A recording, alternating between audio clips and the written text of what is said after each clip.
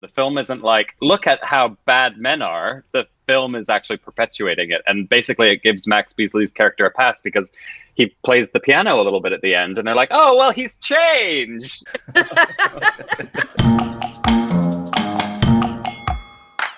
So welcome to Flick Flop, where four cinema lovers decide if a film from the past is a must-see movie or a total dud. Sean Vickers, did I ever tell you that you're my hero? No, but that's so nice of you to say, Phil. I kind of always knew secretly. I look up to you, it's those heels. Gail Porter, anytime you need a friend, I will be here. Oh, and I'll be there for you too. If you don't give me Dream Lover, I'm going to be very upset. We are thrilled to welcome our very special guest from Drag Race UK. It's Crystal. Hi. Yay! You can call me honey. Are we going through all the emotions right now? So good. Anyway, season 2. Guys, so good to see you all. It's so nice to be back. Gail, you look radiant. Crystal, you look radiant. Phil and I look less radiant. So we've got a brilliant movie, or is it? We'll decide later, and you will as well, watching this. It's a film from 2001. I think we got some experts who know a lot about the star of this movie. There are a few stars, but only one real major star. Mariah. Glitter. I'm just going to go straight out and say I've got a lot to say about this film. Can't wait to have this discussion. Or the anticipation. Gail, have we put you through another one of those films? I had to send Phil a message last night because I couldn't actually see the screen at one point because I was laughing so hard. I had to text him and I was just like, oh, and he's like, he laughed at the same bit. I was crying. When Mariah Carey, Billie, is in Max Beesley, is in his apartment, well, their apartment, and they were talking about musical instruments and how important it is for him to be able to play musical instruments, and he's got piano. And then, I've got a song for you as well. Last night, Max Beesley saved my life. He's got this massive xylophone, the wooden xylophone. That was the funniest marimba, thing. yeah. He plays the xylophone like this, and obviously you can't see anything. He's like this. I just love the way he says, I like it a lot.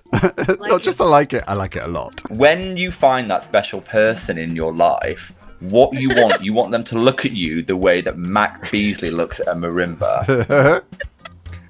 Like, his love for that marimba is next level. I went into this film convinced that Max was actually Kiefer Sutherland.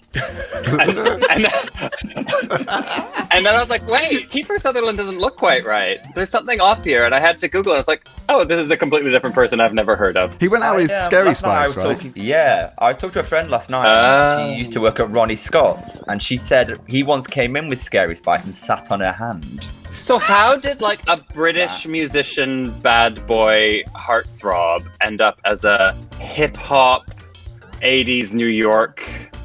Oh, it makes no sense. I think didn't even realize he was British, but that does explain the terrible accent.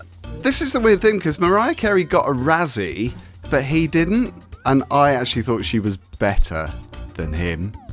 I'm not saying he's a terrible actor, but just in this film, I thought Mariah was okay, you know? When I first saw this as a wee child, I was like, that Brooklyn accent is the worst thing I've ever come across. But watching it again yesterday, I wasn't as bothered by it. It's bad, but there's worse things in that movie than his accent. It's just joyless. Yeah. I don't remember it being this joyless. Because I saw it when it first came out. Fair. Well, apart from the music, I mean, the soundtrack is amazing. I just felt sorry for her. There was no joy in Mariah's life. I totally agree. For a movie all about the like highs and lows of fame, the highs were really missing.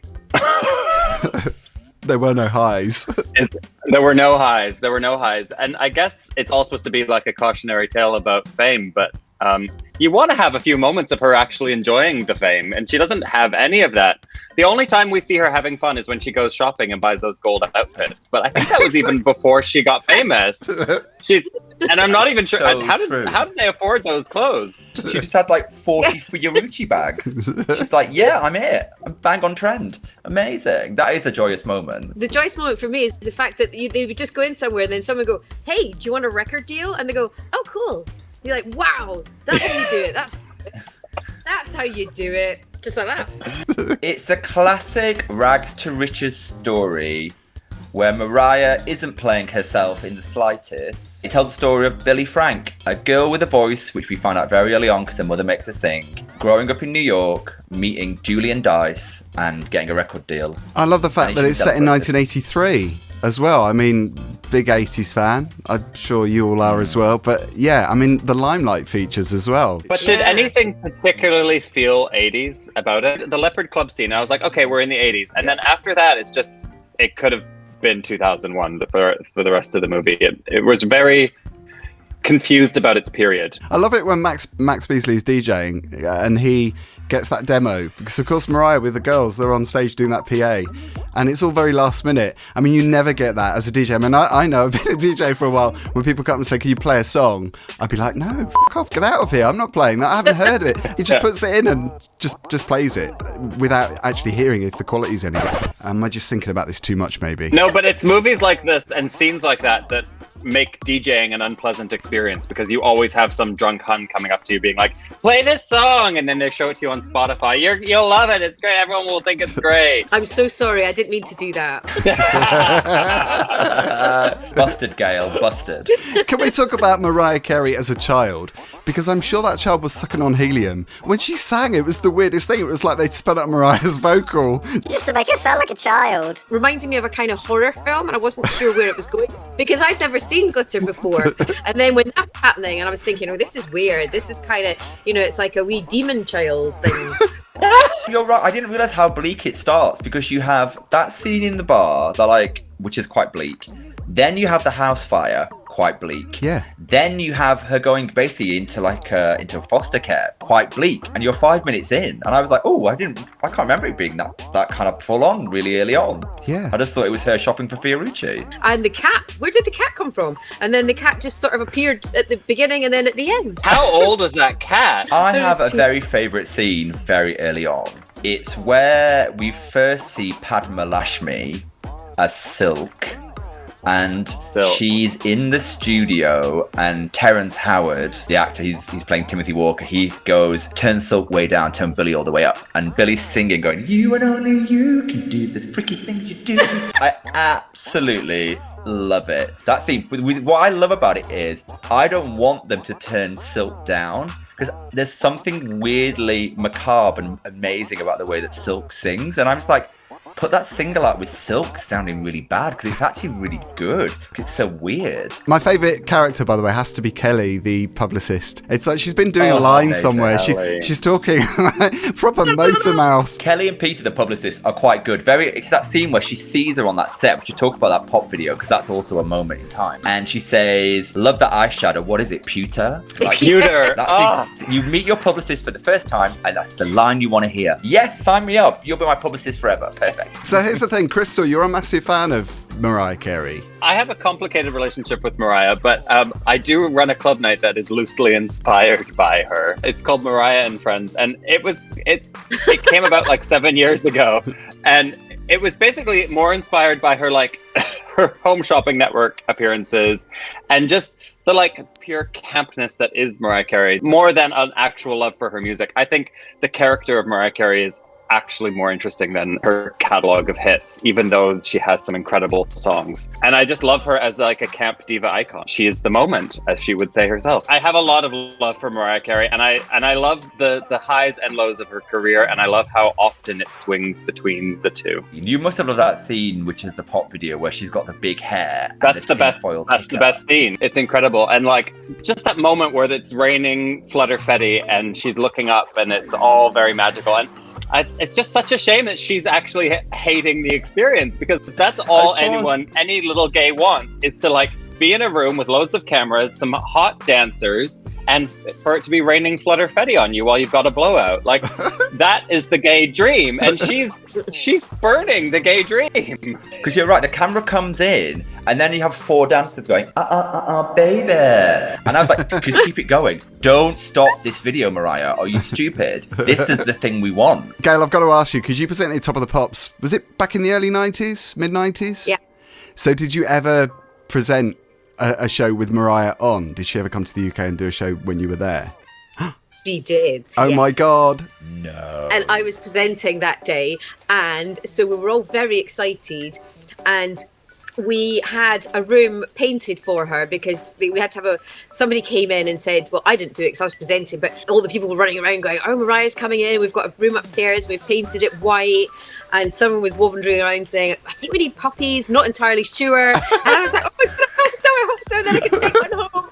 And then they had candles, and so then she came in her big bus thing, her big Mariah Carey bus. She didn't come out the bus. They'd done a whole room for her, and everyone was so excited. And then when she came in, I was standing up going, hello, it's Gail Porter, it's still number one, it's top of the pops, here's Mariah Carey. And you couldn't see her because she had all the big entourage people who were taller than her, and so they sort of marched her onto the stage. And because I'm only 5'1" and I don't know how tall she is, you guys probably all know how tall she is. But you could just like pop over and you could see the top of her hair, and I can't even remember what she sang. And then she marched back out and straight gone. That was it. It was like a magical in da-da-da gone. None Did of us it got happen, to meet Gail? her. Did it actually happen? Was it a dream? And I know, so I was starting to go and I'll say, I'll have the dressing room with the puppies, but there was no puppies, but there was candles and it was all white. But she did come on top of the pops, as did Madonna, but Madonna pre-recorded, so I had to go, please welcome Madonna, and she wasn't there. You don't want them to get humanized. You don't want to see them like trying to find the loo in the studio. You don't want any of that. You just want them to swan in, do their thing, and swan out and just leave the mystique fully intact. So I kind of love that. Yeah, I loved it. I'm going to see if I can find that on YouTube. I just so excited. So it must have been about 1999 or something, maybe. Can't remember, but it was a long time ago. And yeah, she just sort of swanned in, swanned out. So Mariah Carey apparently hated being a part of this film. She was really disappointed. I think a lot of the other cast, whereas Max Beesley has said that he almost cried when he saw the film. I mean, it's weird, isn't it? They've all distanced themselves from it, but it has become a bit of a cult favourite. I don't know whether it's become a cult favourite like Showgirls has. I think this film was doomed from the start, though, wasn't it? Because it wasn't released around the time of 9/11. I think it got delayed because of 9/11. It was. And also, Mariah was taken into hospital as well, because didn't she have exhaustion or something? So I think there's a lot of reasons why this film failed. I don't think necessarily it was down to the direction or the story. Oh, I do. I think it was a bad script with bad actors, and everyone was hoping it would work out, and it didn't, and then everyone was very disappointed and took it quite badly. Fair enough. This was supposed to be Mariah's big break, and then it took her when was Precious? When did she next grace our screen? Oh, that was amazing. Yeah, she was great in that. Oh yeah, she was good in that. That was a while. You're right, Crystal. That was a long while. So you think it was Took down a to long the film? break from it.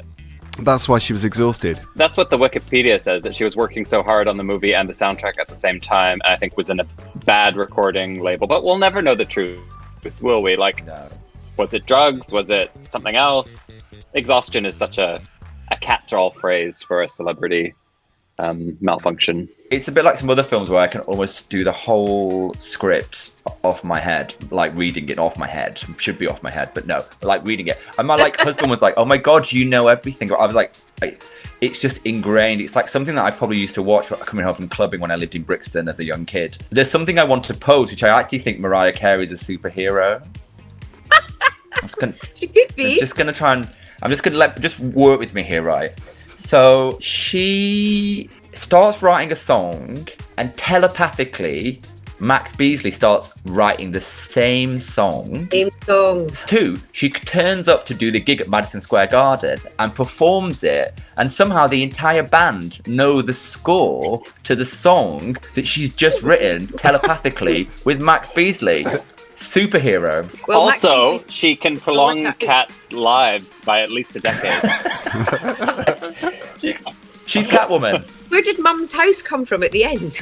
Also, why is she driving a limo through the night to get to her mum's house? Why don't you just take a plane? I know, right? She wanted to have her Reba McEntire fancy moment.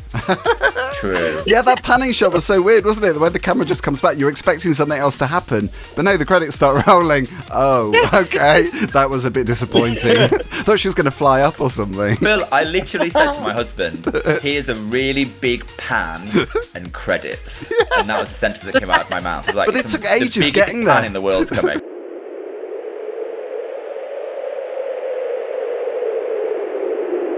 credits. Yeah, that was a real come down, wasn't it? And when she was coming out in that nighty thing, she didn't have shoes on, did she? I couldn't really see properly. It's that weird scene in the club where Max Beesley, he notices Mariah and goes towards her to speak to her, and everything goes really weird. It's like phased. It's almost like 3D, slow motion, and everything's blurry in the background. It's so odd. So yeah, there's that bit where he it's like someone's taking loads of ketamine and he moves towards them. And then there's another bit where the editing's so bad that it cuts from Mariah's head to a firework and it looks like her head's exploded. Scanner style.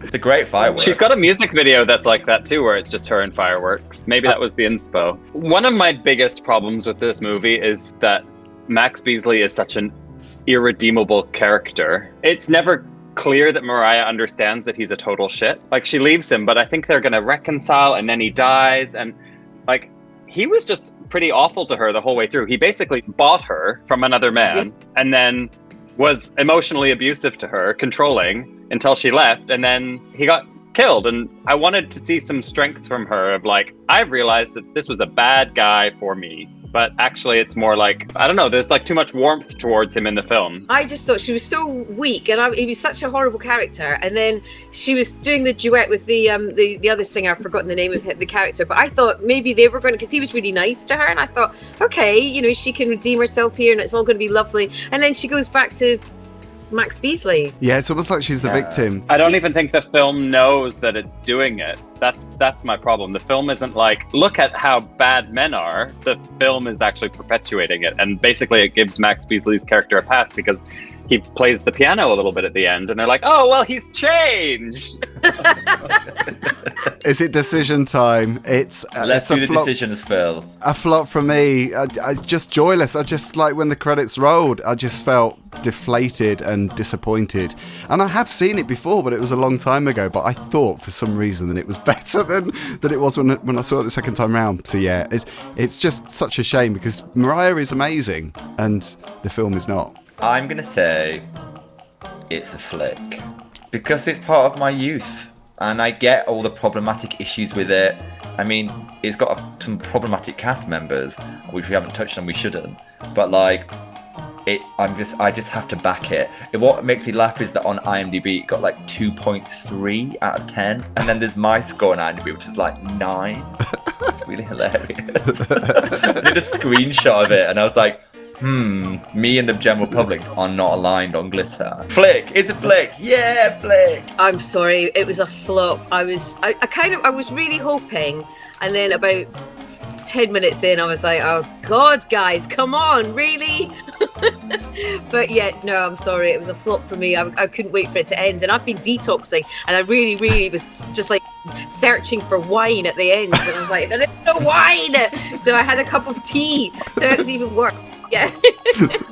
You nearly got me off my detox, it was that bad. You can roll a turd in glitter, but you can't make it a good film. It is a flop. The biggest problem I have with this film is that it isn't bad enough to be good. It's just depressing and mediocre and crap. But there's no joy. The camp doesn't outweigh the crap, basically. That's so true, because it's just not funny enough. It could have been really funny, awful, but it just wasn't that. No. There was nothing funny about it apart from the xylophone. I like it a lot. Did you like it better or worse than Showgirls? Do you know what? After I watched Mariah Carey, after I watched Glitter, I thought, do you know what? Showgirls is bloody brilliant. You shouldn't have watched Showgirls on your own. I feel like it's the kind of movie you need someone there as like a spirit guide. Yeah, that's what I needed. To like help you understand it's okay to laugh at this part. Yeah. I was just confused. I was very confused. Sex in the pool has just not left my mind for a long time. And it never will. No. and Gail, do you know what won't leave your mind for a long time? Those gorgeous green palm trees by the pool. Yes, interiors. So the decision is final. Glitter is a flop with the Flick Floppers. Crystal, can't thank you enough for joining us. It's been amazing having you as our very special guest. So thanks so much for your time. What are you up to? Thank Tell you for everyone having what me. you're doing. I'm in Canada filming a very secret project, which is very exciting, and you will find out more later this year. So it's not that secret, is it? You can tell us something, can you? Or that is all I can tell you. Well, you're really good at this, Crystal. You're really good at not giving us anything. Yeah, exactly. You can fill in the blanks yourselves. It's porn. Got it. And where people can find you if they don't follow you already, just Google Crystal. Crystal will see you now on all the good platforms and some of the bad ones. Gail and Sean, always good to see you. We will be back soon for another movie to flick or flop. Up to us, I guess, and you as well. Let us know if you've seen Glitter, what you think of it. And don't forget to subscribe. We'll see you next time. Thanks for watching, everyone. See you.